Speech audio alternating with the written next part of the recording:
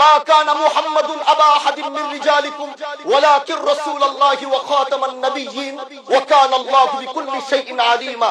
আপনি জানেন নবীর পরে আল্লাহর নবী হচ্ছে আমার ঈমানের অংশ, আমার ঈমানের পার্ট। তিনাকে ভালোবাসা, তিনার উপর ঈমান, এটা আমার ঈমানের অংশ। তিনি আমার শেষ নবী, যেটা কোরআন ঘোষণা দিয়েছে। নবীও বলেছে আনা খাতামুন নাবিয়্যিন আলা নাবিয়্যা বাদি, আমি শেষ নবী, আমার পরে কোনো নবী আসবে না। কিন্তু মাননীয় স্পিকার, দুঃখের সাথে বলতে হয় বাংলাদেশের এরকম একটি পার্ট রয়েছে, যেই পার্টের এক অংশ মানুষ তারা নবীকে অস্বীকার করে, তারা মুসলমান দাবি করে। এবং এই বিষয়ে অনেকের ধারণা আছে, তারা জানে এই আন্দোলন করতে গিয়ে অনেক মুসলমানকে রাস্তায় শহীদ হতে হয়েছে, আন্দোলন করতে হয়েছে।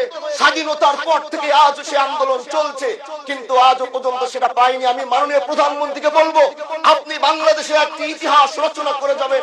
আপনার মাধ্যমে যদি এটা স্বীকৃতি পায়, যারা নবীকে অস্বীকার করে তারা কোনোদিন মুসলমান থাকতে পারে না, এটা আইনের মাধ্যমে, এটা বাংলাদেশের পার্লামেন্ট থেকে ঘোষণা হবে, সেটা আমরা চাই।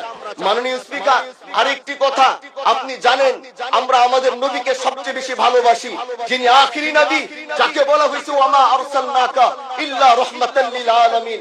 আমরা বারবার দেখছি কিছুদিন পর পর কারা যেন কিভাবে এসে আল্লাহর নবীর শানে কটূক্তি করে, নবীকে নিয়ে অশ্লীল ভাষায় গালিগালাজ করে, নবীর শানে কটূক্তি করে। এই আন্দোলন, এই সংগ্রাম করতে গিয়ে আপনিও মাননীয় স্পিকার দেখেছেন, রাস্তাঘাটে আন্দোলন করতে গিয়ে কত মানুষ মৃত্যুবরণ করেছে। যদি একবার বাংলাদেশের আইনে, কারণ মুসলমান যদি আমাদের বাংলাদেশের পার্সেন্টেজ অনুযায়ী আমাদের অবশ্যই মুসলমানদের সংখ্যা দেশে অনেক বেশি। আমরা তো অন্য কিছু চাচ্ছি না। এই দেশের মানুষ নামাজ না পড়লেও যদি কেউ নবীকে কটূক্তি করে, তার কলিজা ছিঁড়ে যায়, সে রাজপথে নেমে যায়।